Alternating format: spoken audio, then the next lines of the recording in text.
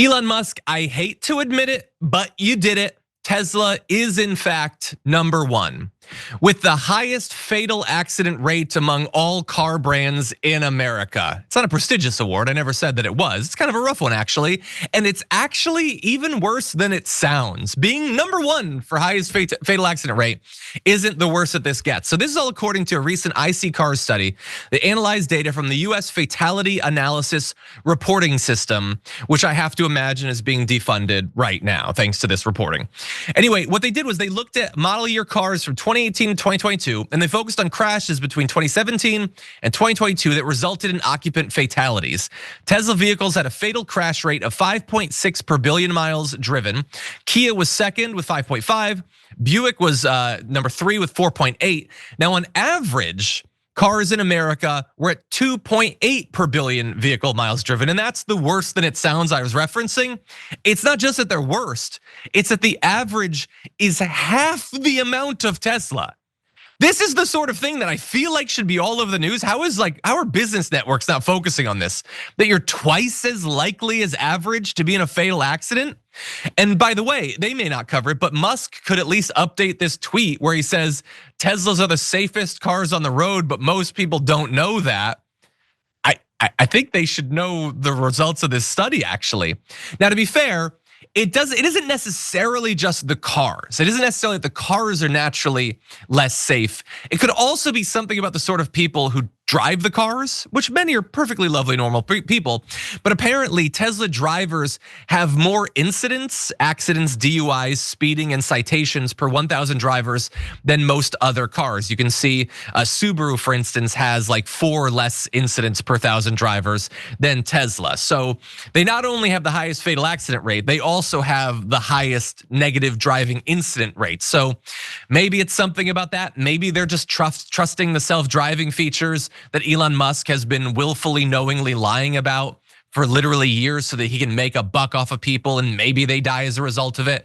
And so regardless, I don't know the exact explanation for this, Sharon, but it doesn't look good. And there should be an investigation. Now there won't, because Elon Musk is now in a position to shut down any agency that actually looks into or reports on this information. That's how this corrupt administration actually works. But for the safety of people, I do think that there should be an investigation. What do you think? Yeah, and then when that investigation's launched, it's going to be shut right down. But at this point, we're talking a lot about Elon Musk, who didn't get one vote. And again, every time I think of him doing that salute or raising his hands, I see his milky belly, and I just cannot. It's so gross. But here's the thing: this is supposedly our country, and maybe someone correct me. Maybe I am naive, okay, at this advanced age. But when are people going to storm things like they did with bear spray and rifling through Nancy Pelosi's desk over nothing? By the way, it was not rigged. He lost, okay? And Joe Biden, who stayed in his basement for the whole campaign, actually kicked his butt. When are the people who aren't corrupt, like everyday Americans, going to just say, you know what? This is ours. We're going to take it back. We're going there, and we're not leaving. He can't. Well, I mean, he probably can get Tulsi Gabbard and the rest of them to open fire or spray us or do something. But we have to fight back instead of just taking it and going on with our lives. Our lives are not going to continue as we know them. And by the way, for some of us, it hasn't been that great lately. It hasn't been that great for a couple of years for people. I know. There have been a lot of protests. We'll see. Hopefully, a lot of people run for office. Hopefully, the midterms are an absolute bloodbath for them politically. That's typically how it works politically, assuming we get to have fair elections. And I'm sorry for interrupting you. Back to Hakeem Jeffries and company. If they don't want to do it, great. Raise your money, sit back for 4 years. But since it's irreparable and nothing can be done, why not let AOC have a go at it? Why not let them do it? And then when they fail, or if they fail, you can say that we tried. Why not have some new blood and follow them? And take them on for a minute. That's the part that you're not going to do anything and you won't let anybody else do anything. Yeah, and of course, Hakeem Jeffries cares more about his power and his ability to fundraise than he does about the future of either the Democratic Party or the country. And so, until they get booted from the party, I'm in favor of them conducting their own little coup. The Democratic Party. AOC, Jasmine Crockett, some others should get together and say, our leadership has abdicated their responsibility, what our voters want us to do in this time.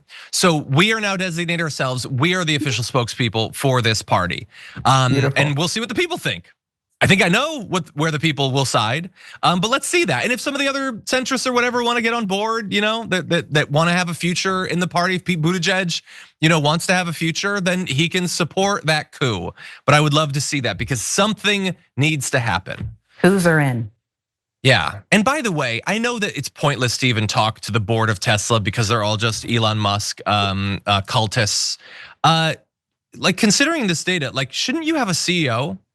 Wouldn't that be good to have someone who actually cares about what's happening with your company and with your cars and not a guy who's just sleeping in like a DC dorm with a bunch of 18-year-old boys and ruining our government?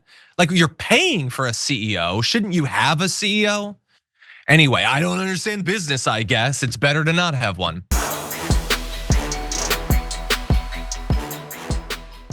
When you click the join button and become a tier 2 member, you get access to all of our weekly top 10 lists. What are you waiting for?